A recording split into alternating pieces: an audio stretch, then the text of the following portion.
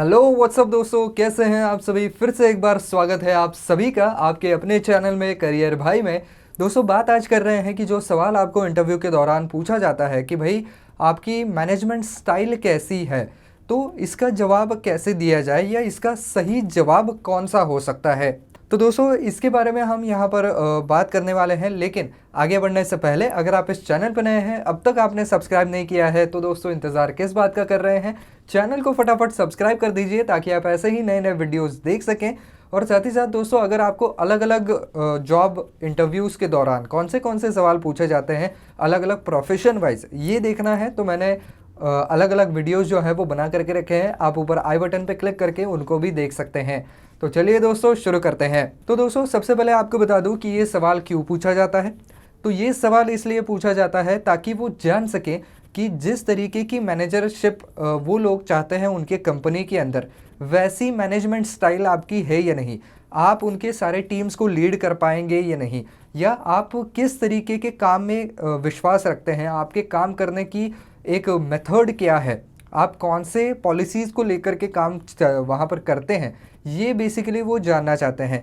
और उससे उनको ये भी पहचानने में आसानी होती है कि इस आदमी को कौन से टीम का मैनेजमेंटशिप देना सही रहेगा।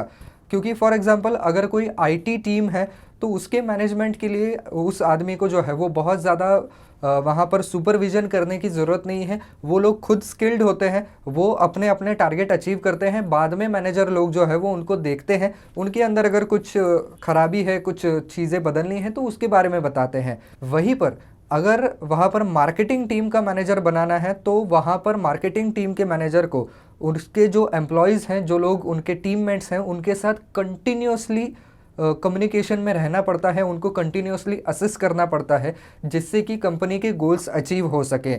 तो ये दो अलग अलग वहाँ पर जो है वो टाइप हो जाते हैं कि एक टाइप में जो है वो बहुत ज़्यादा ध्यान देने की ज़रूरत नहीं है, लेकिन दूसरे टाइप में continuously you need to be on your toes. तो ये जो है वो दो चीज़ों में डिफरेंशिएट करने के लिए वो आपसे पूछते हैं कि आपकी एग्जैक्टली वर्किंग स्टाइल क्या है। तो मैनेजमेंट स्टाइल के 3-4 जो है वो मेन टाइप्स होते हैं जिनके अंदर आप खुद को ढाल सकते हैं। तो वो टाइप्स मैं पहले आपको बता देता हूँ। पहला है ट्रांसफॉर्मेशनल मैनेजमेंट। तो ट्रांसफॉर्मेशनल मैनेजमेंट में मैनेजर करता क्या है कि उसके जो भी कोई एम्प्लॉयज़ हैं उनको वो पुश करता है, उनको वो मोटिवेट करता है ताकि वो अपने ऑप्टिमल लेवल तक पहुंच जाए, उनका पूरा का पूरा पोटेंशियल जो है वो 100% वहाँ पर इस्तेमाल हो। इसके लिए ये आदमी उनको हमेशा पुश करता रहता है, हमेशा मोटिवेट करता रहता है, और उनके जो भी कोई प्रॉब्लम्स आते हैं उनको इनोवेटिव तरीके से जो है वो सुलझा लेता है और ज़्यादा से ज़्यादा उनको अचीव करने के लिए मोटिवेट करता है या पुश करता है। इसके अलावा उनको जो है वो नए नए स्किल्स डेवलप करने के लिए भी ये आदमी बहुत ज़्यादा एनकरेज करता है कि आप नए स्किल्स डेवलप कर लीजिए, नया वर्किंग स्टाइल डेवलप कर लीजिए, यानी कि सब कुछ इवोल्यूशन उसके अंदर उसको लाना है। तो ये पहला टाइप हो जाता है। दूसरा है विजनरी मैनेजमेंट। तो विजनरी मैनेजमेंट में क्या होता है कि ये मैनेजर अपने सारे टीम मेंबर्स को या कोवर्कर्स को पहले ही बता देता है कि हमें इस प्रोजेक्ट को कहाँ पर लेके जाना है, उसकी विजन क्या है, उसके लिए क्या करना होगा। ये सारी चीज़ें वो पहले से ही उनको बताता है, ज़्यादा से ज़्यादा इनकरेज करता है, और चीज़ें जो है वो उनको अपने आप पर, अपने बल पर करने के लिए सहूलियत देता है। ये ज़्यादा से ज़्यादा मोटिवेट करता है कि अपनी चीज़ें आप खुद कीजिए, और फिर वो उसके ऊपर जो है वो मॉनिटर करता है, उनके जो भी कोई प्रॉब्लम्स है उनको सॉल्व करता है। यानी कि वो पूरा उनके सर पर बैठ करके काम नहीं करवाता है, उनको थोड़ा बहुत जो है वो स्पेस देता है, लेकिन उनको एक विजन देता है कि इस दिशा से आपको काम करना है। उसके बाद आता है डेमोक्रेटिक मैनेजमेंट।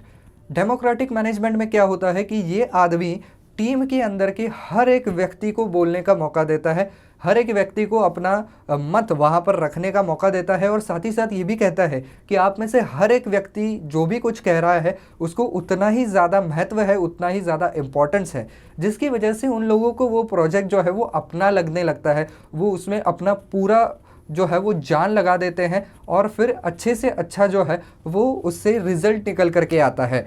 तो ये होती है एक डेमोक्रेटिक एनवायरनमेंट या डेमोक्रेटिक मैनेजमेंट। इसके अलावा ये आदमी जो है वो कई बार अपने टीम मैनेजमेंट को जो है वो अपने जो भी कोई डिसीजंस है वो खुद लेने की भी अथॉरिटी देता है। तो ये डेमोक्रेटिक मैनेजमेंट में ही हो सकता है। जो ट्रांसफॉर्मेशनल मैनेजमेंट है उसके अंदर ये चीज़ नहीं हो सकती है, क्योंकि वही आदमी तय करता है कि किसने क्या करना है, कौन सा स्किल डेवलप करना है। बजाय इसके डेमोक्रेटिक मैनेजमेंट में क्या होता है कि वो आदमी उनके डिसीजंस उनको लेने की सहूलियत देता है। अगली बात आती है लाइजेस फेयर मैनेजमेंट। तो लाइजेस फेयर मैनेजमेंट में जो है वो बिल्कुल ही खुला खुला सा माहौल होता है, यानी कि मेजॉरिटी ऑफ डिसीजंस जो है वो ये मैनेजर अपने एम्प्लॉयज़ को ही लेने देता है, उनको उनके स्टाइल से काम करने का पूरा सहूलियत उनको देता है, चांस देता है, और ज़्यादा से ज़्यादा फिर उनसे क्या निकल करके आ रहा है ये वो देखता है। और तो और उनको अगर कोई प्रॉब्लम आती है तो ही वो उनको असिस्ट करता है, बाकी वो उनकी तरफ ज़्यादा ध्यान नहीं देता है। जब कोई प्रॉब्लम आता है तभी ध्यान देता है। तो ये लेवल का मैनेजमेंट तभी हो सकता है जब मैनेजर को अपने एम्प्लॉयज़ के ऊपर पूरा पूरा भरोसा हो कि हाँ ये लोग जो है वो कर लेंगे, ये अपने स्पीड से काम करेंगे लेकिन ये अचीव कर सकते हैं। तो उतने लेवल के अगर एम्प्लॉयज़ हैं, उतने लेवल के एक्सपीरियंस एम्प्लॉयज़ हैं, तो इस तरीके की मैनेजमेंट जो है वो वहाँ पर इस्तेमाल की जा सकती है।